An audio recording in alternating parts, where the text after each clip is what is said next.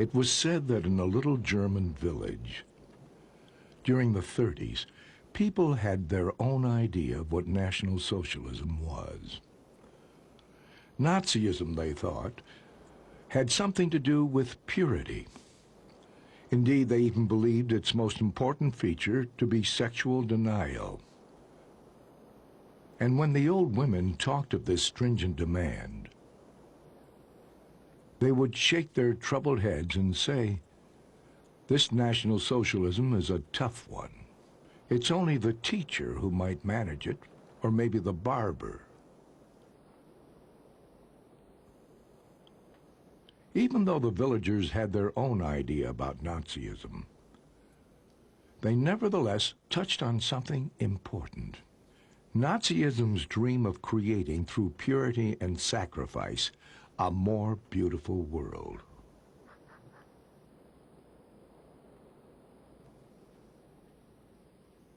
The Nazi gospel warns of a world about to collapse, an eternal twilight that threatens to engulf the earth. The Nazis claim to have discovered the source of this threat and took it upon themselves to eradicate it. Purified and preserved from decay, a new Germany would arise, mightier and more beautiful than ever before.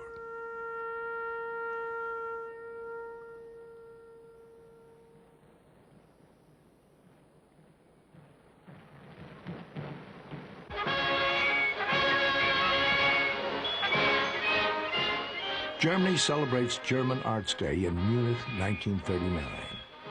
It is the Third Reich's last major art exhibit. Within 6 weeks, the Second World War would commence.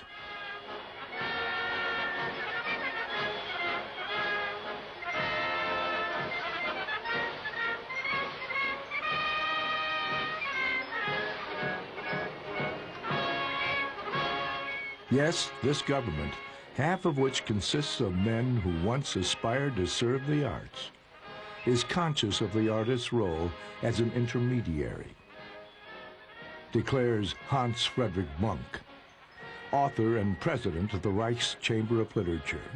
He continues, "This government, born out of the opposition to rationalism, knows the people's inner longings, their boundless dreams, to which only the artist can give form." Though this claim may be hyperbole, it is not entirely groundless. Failed artists were characteristic of the leadership of the Third Reich.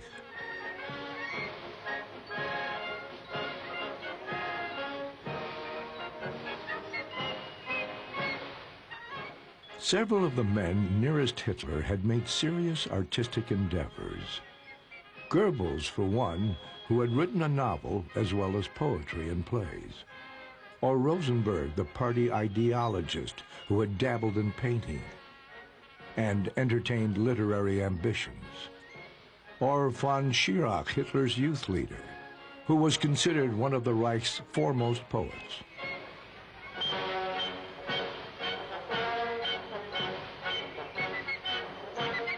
And Hitler himself, a failed painter who dreamt of being an architect.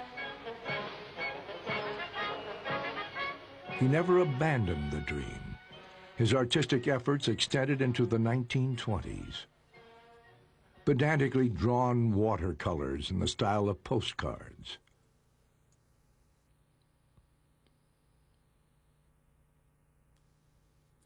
"Oh, how I'd love to stay here working with art," he declares from his retreat shortly before war breaks out. He's an artist, not a politician.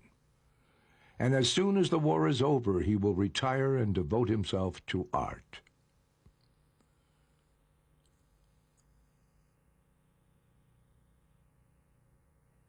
At 18, Hitler had unsuccessfully applied to the Academy of Art in Vienna.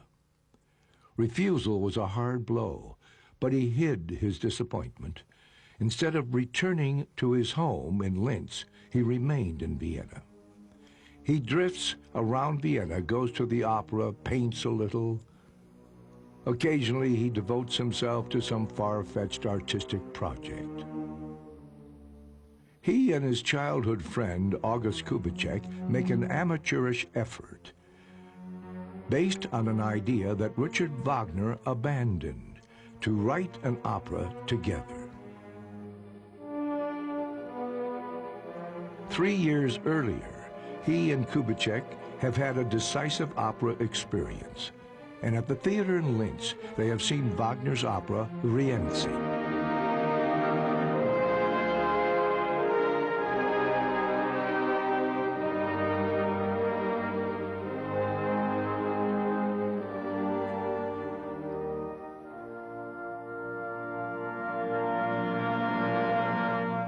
The opera is set in medieval Rome.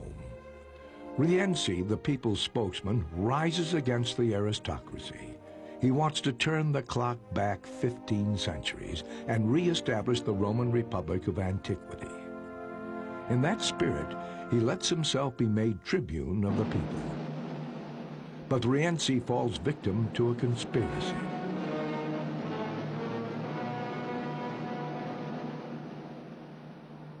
He fights his last battle in the capital as it crashes, burning around him.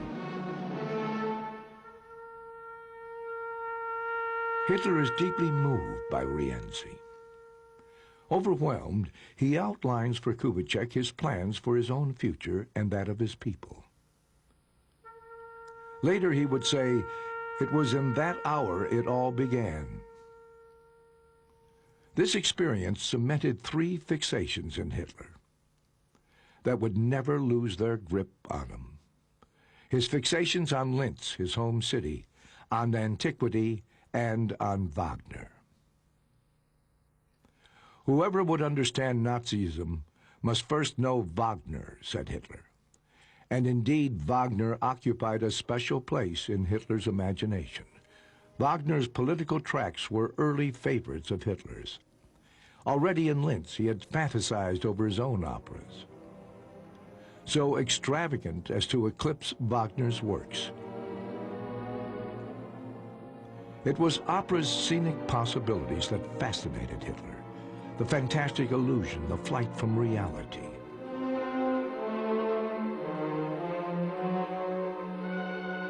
In Wagner, he saw his idol, creative artist and politician in one person. Hitler borrowed Wagner's props, anti-Semitism, the cult of a Nordic legacy, the myth of pure blood, all gave contour to Hitler's worldview. From Wagner, too, came the notions of art as the basis of a new civilization, and the artist prince, risen from the people, who would unite life and art to herald the advent of the new state.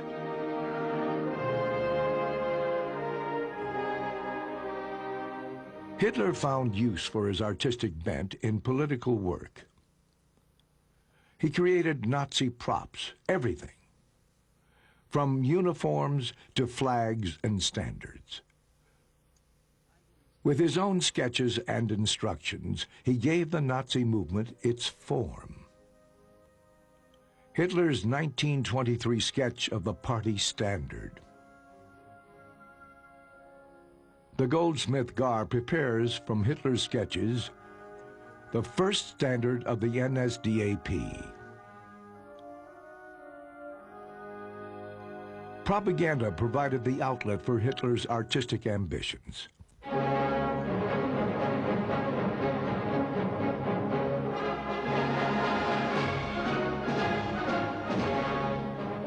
The Nazi mass rallies were quasi-art of gigantic proportions, with Hitler as set designer, director, and leading actor.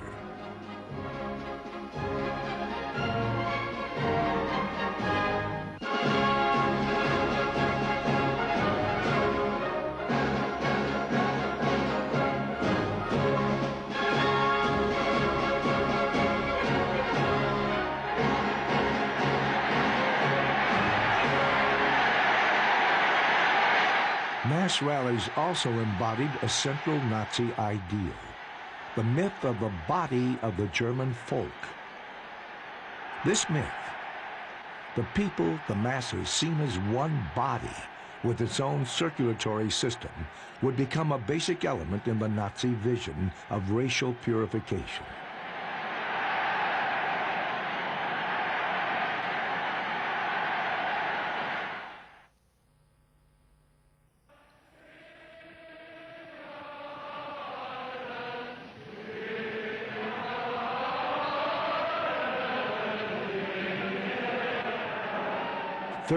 January 30th, 1933. The Nazis celebrate Hitler's seizure of power.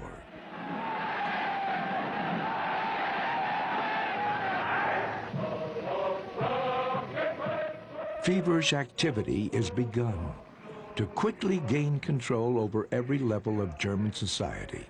Everywhere, Nazi activists force their way in.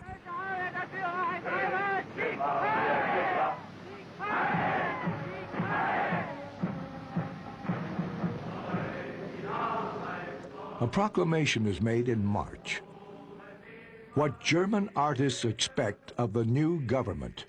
The paper's source is a coalition of Nazi cultural groups. Their program demands that Bolshevik un-art and un-culture be destroyed, and they offer at the same time to stand like seasoned soldiers in the vanguard of the struggle. They also demand that all purged works be shown publicly and then burnt as a warning to all. In 1933, a wave of exhibitions of so-called degenerate art washes over Germany. Mannheim, Nuremberg, Dessau, Stuttgart, Dresden.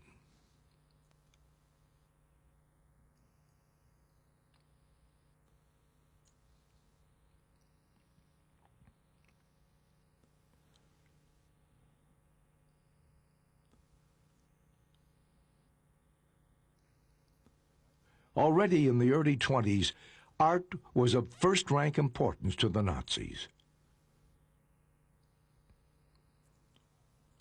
Cultural degeneration was seen by many as a genuine threat. Decay was a modish word among the German petty bourgeoisie. Behind the calamities that had plagued Germany, cultural Bolshevism in particular, the Jew was felt to be the instigator, the ringleader.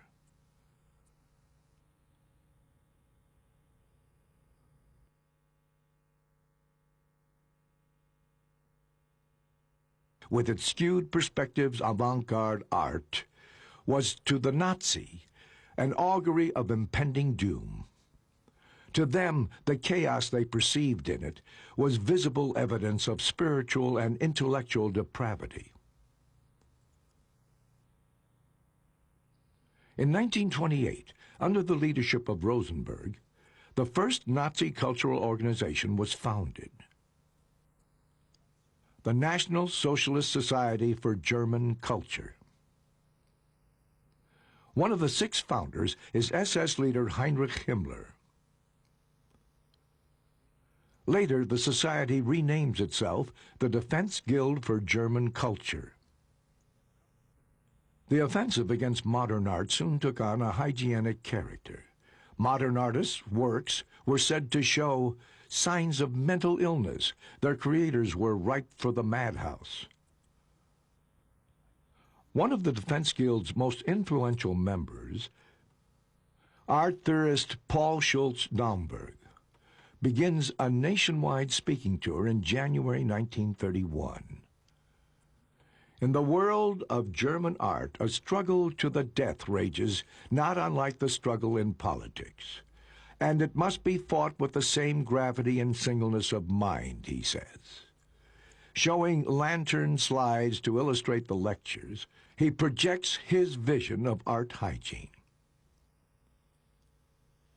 By choosing pictures of deformed cases from medical journals and comparing them with modern art, he claims to show a link between physical degeneration and artistic perversion.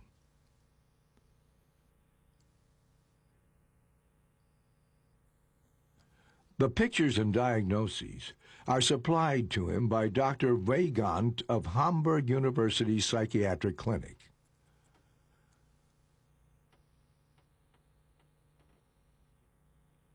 In Schultz-Naumburg's view, art is not only a mirror of racial health. Here he refers to antiquity and the Renaissance, but has as its duty, even as the Grecian marbles did, to be a representative expression of the people's longing for racial fulfillment.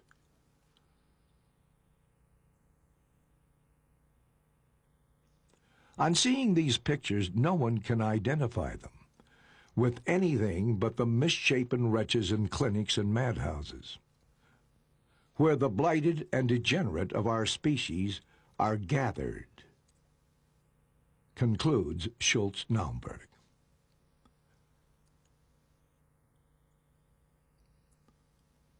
No spiritually healthy person needs to be convinced that an outlook is revealed here, which must be forever banished from the new Germany.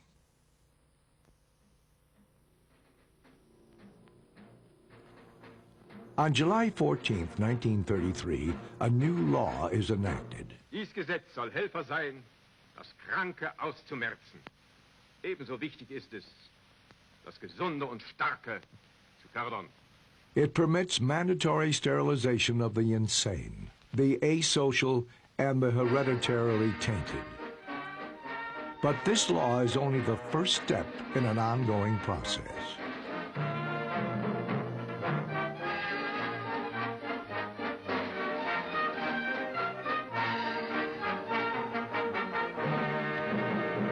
In March 1935, an exhibition opens in Berlin, The Miracle of Life. Here, the physician emerges as the spearhead of Nazi racial policy. In the quest for pure blood, the enemies are the Jew, race mixing, and degeneration.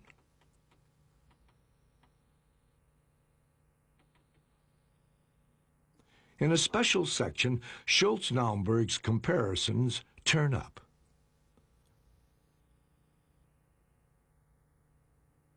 Another section is devoted to the mentally ill and asocial. A grisly vision is conjured up of idiots and retards gradually outnumbering normal people. Still other sections deal with race, preservation, and refinement.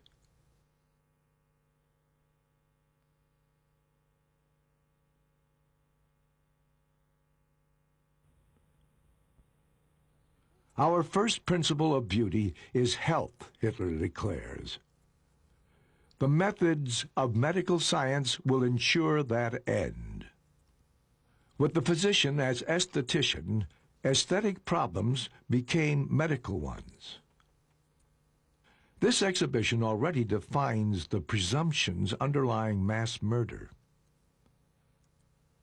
No longer does the physician minister to the individual. Now he is the healer of the corpus of the race, a biological warrior, fighting diseased and inferior elements that threaten the body of the German folk. Now the physician in uniform comes to the fore of society. The Nazification of physicians began in the first months of Nazi rule, as Jewish doctors were stripped of their positions.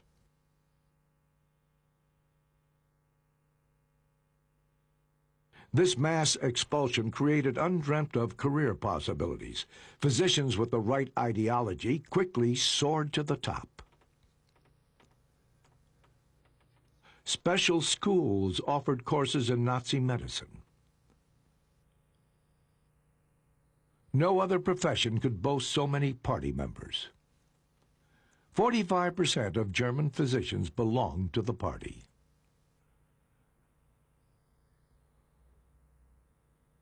Mein Kampf clearly states the goal of Nazism's biomedical pioneers. A state which preserves in a time of pollution its finest racial elements, must one day be Lord of the earth. Our followers must never forget this when they compare the sacrifices to the envisioned results. Gerhard Wagner, the Third Reich's chief doctor, promises that in the future, too, we shall fulfill our mission according to the Führer's will, to create the new German man. At the National Party rally in 1935, Hitler tells Wagner his intention: to have the incurably ill liquidated.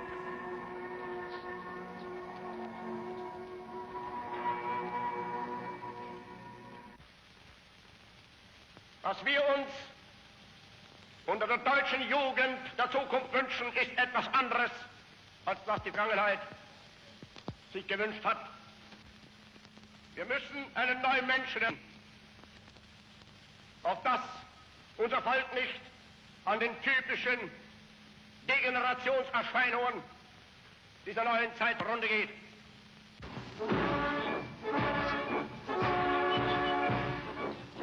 During this rally, new laws are made public, which Gerhard Wagner lauds in his speech as the law that will protect German blood, the Nuremberg Laws.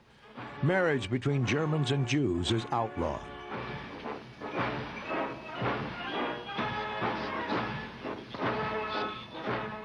In 1936, Wagner discusses with other high-ranking party men and doctors the possibility of making a film.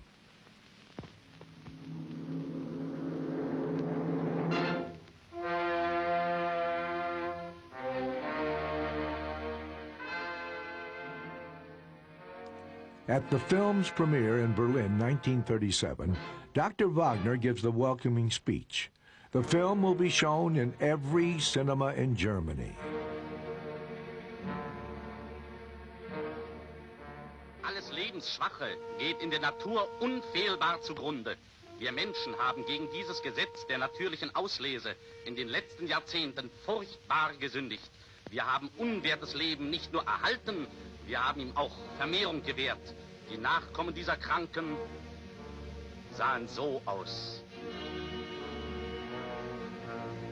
Erbgesunde Menschen wohnten in engen, lichtlosen Gassen und halb verfallenen Lauben. Idioten und Schwachsinnigen baute man aber Paläste, und diese kranken Menschen waren gar nicht empfänglich für die Schönheit, mit der man sie umgab.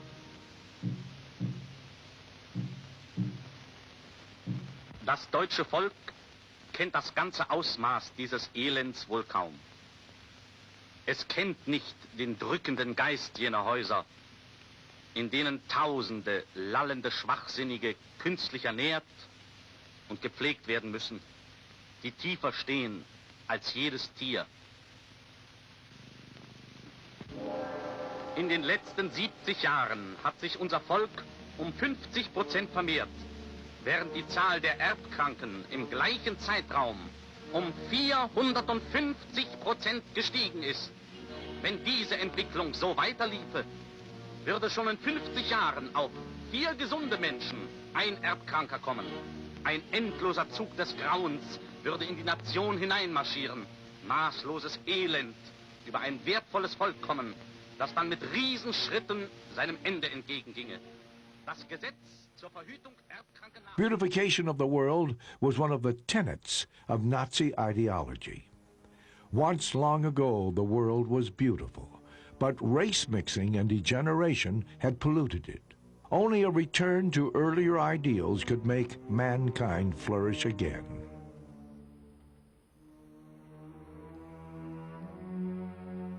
In the early 30s, Hitler began putting together an art collection.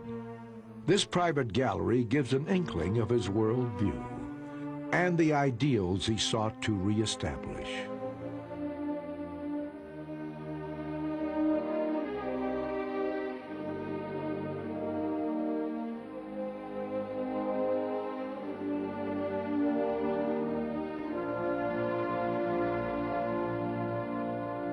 The collection is dominated by art from the Bismarck era. Works by Hans Markart,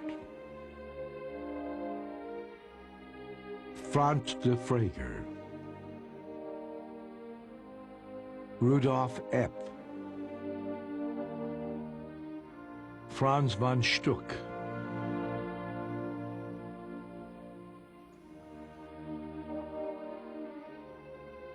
perhaps the collection was meant for the museum Hitler dreamt of founding in Linz, a museum for which he would choose the objet d'art,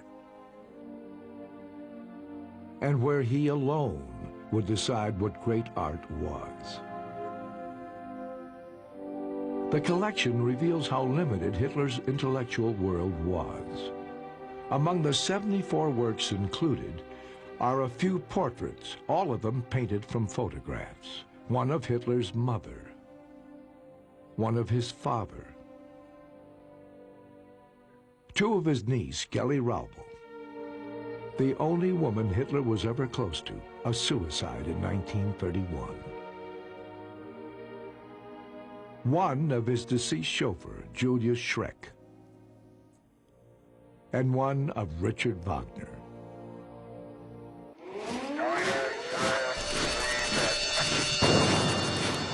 A educação através da TV é o tema do Ver TV desta